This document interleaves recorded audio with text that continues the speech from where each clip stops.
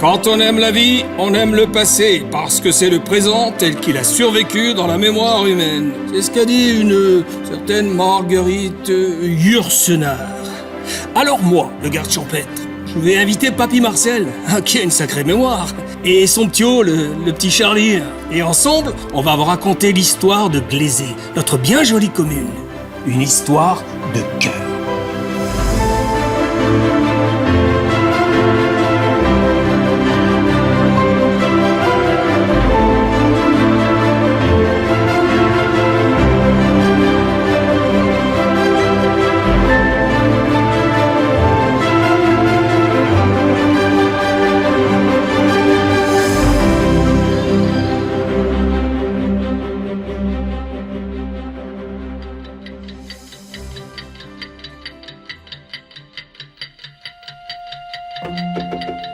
Hé, Pépé Marcel, pourquoi 1822 et pas 1733 ou 1940 ou... Faut bien démarrer quelque part. Et même si Glaisé est né avant Villefranche sa voisine, le 1822 est une date très importante pour démarrer notre récit. En fait, mon petit Charlie, le bourg de Glaisé, avant cette fameuse date, n'avait plus d'église. Drôle de paroisse. Il y en avait bien une, si, dans le quartier de Sautison. Mais elle était toute petite et quasi en ruine. Un village sans grande église, c'est comme un Noël sans cadeau. C'est pas possible. À cette époque, l'abbé Dupont, qui habitait le domaine de Saint-Roch, du nom de la chapelle toute proche, décida de faire construire une belle église près de chez lui pour réunir tous ses paroissiens. C'est lui qui l'a construite? Non. En 1810, Glaisé était sa paroisse et s'étendait alors jusqu'aux anciens remparts de Villefranche et Montgré. Le marché couvert, la mairie de Villefranche, c'était Glaisé aussi. Bon, je m'égare. Revenons à notre église à construire. Tout seul, l'abbé Dupont ne va pas y arriver.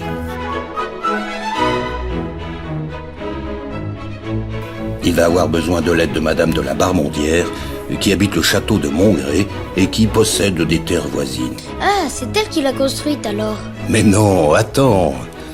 Dis donc, Charlie, si tu m'interromps tout le temps, l'histoire va durer toute la soirée. Bon, donc, Madame de la Barmondière va l'aider et va engager un architecte, des maçons, pour construire cette église.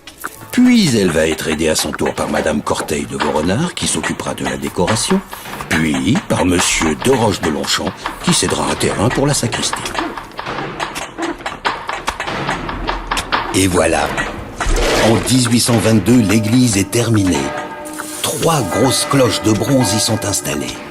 Elles résonnent pour rappeler tout le monde à l'office. Et s'il y a église, il y a une mairie pas loin. Et en effet, quelques années après, la mairie s'installe place de l'église. Voilà qu'un nouveau bourg naissait, en pleine campagne.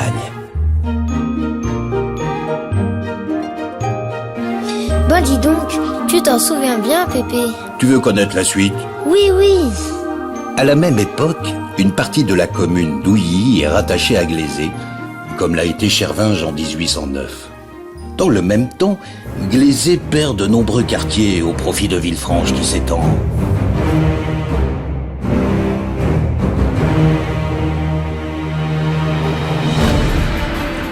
En 1865, l'église s'agrandit. On y construit une tribune et la façade est ornée de 2 statues. Saint-Roch et Saint-Vincent, les 2 patrons de la paroisse. C'est qui, Roch et Vincent? Ce sont des saints. Saint-Roch est le protecteur des maladies, des épidémies de peste.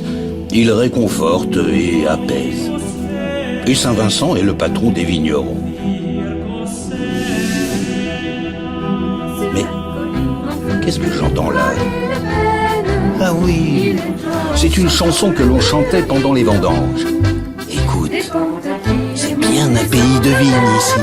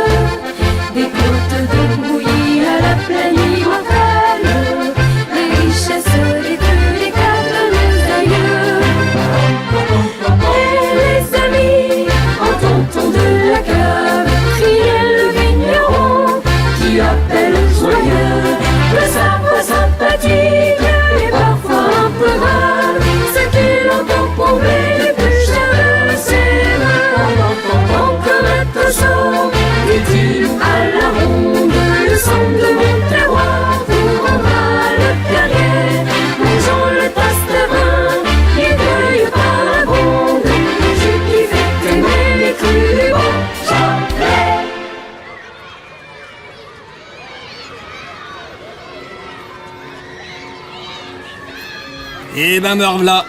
Il a raison, le père Marcel. Glaisé s'agrandit et en 1905, la mairie actuelle est construite. Elle a sur ses côtés des salles de classe pour un groupe scolaire public et au-dessus, les logements des instituteurs. À la fin de 1905, Monsieur Ravinet va ouvrir le premier café du bourg de Glaisé, place de l'église, le café du téléphone. Et en 1909, l'électricité arrive à Glaisé.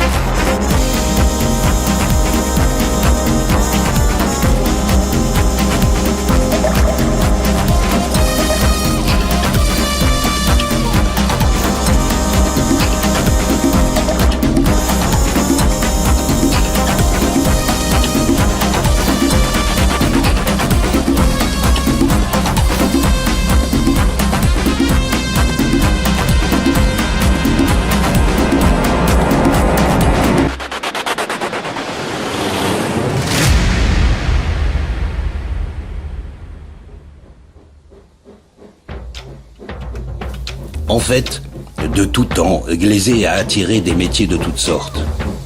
La voie ferrée, le fameux taco du Beaujolais. Les 2 lignes traversaient Glaisé. Rends-toi compte, mon petit Charlie, et forcément, peu à peu, il y a du travail. Un moulin sur le Morgon se développe de façon si étonnante qu'il devient une minoterie immense de plus de 6000 mètres carrés. Les grands moulins Seigle, plus grand moulin de France à la fin du 19e siècle.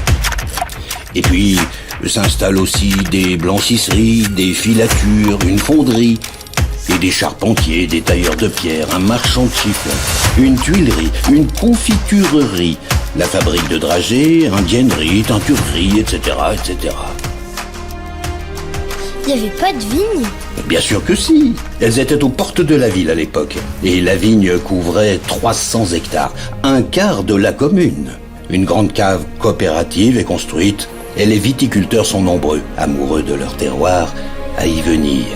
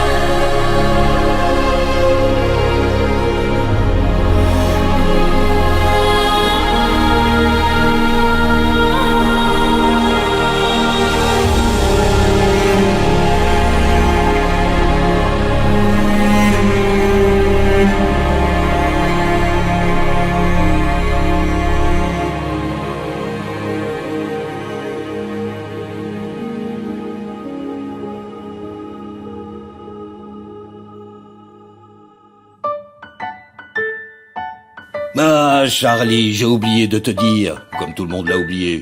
Mais quoi? J'ai retrouvé l'enregistrement d'une émission de radio qui était passée en 1990. Le baron de Richemont, fils de Louis XVI et Marie-Antoinette. Le 10 août 1990, la pierre tombale a été retournée. Le journal Libération titrait « Un Bourbon dans le Beaujolais ». Glaisé est lié à l'une des énigmes les plus célèbres de l'histoire de France, celle de Louis XVII, le fils de Louis XVI et de Marie-Antoinette, victime de la Révolution et qui ne serait pas mort à la prison du Temple. Au château de Vaurenard a vécu le baron de Richemont qui a prétendu toute sa vie être Louis XVII. Il a été accueilli par la comtesse d'Apchier qui a toujours cru son histoire et gardé des courriers troublants. C'est à Glazé qu'il est mort, sa tombe au cimetière de Glazé porte l'inscription « Sigy Louis-Charles de France, fils de Louis XVI et de Marie-Antoinette, né à Versailles le 27 mars 1785, mort à Glazé le 10 août 1853. L'énigme demeure. »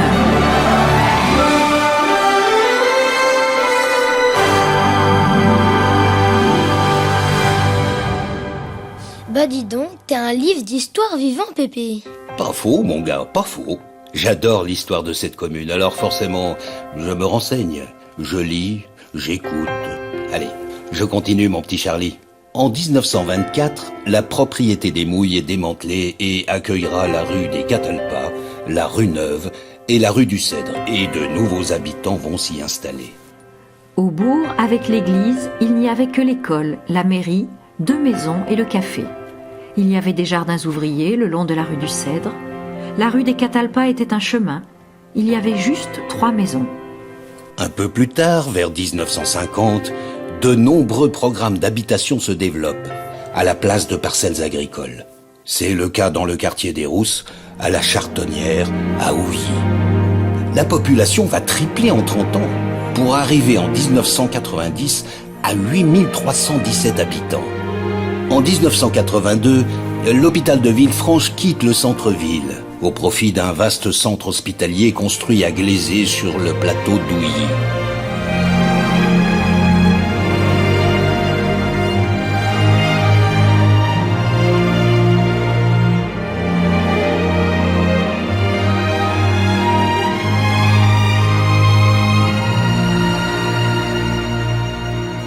Et en fait, ça fait 200 ans d'histoire.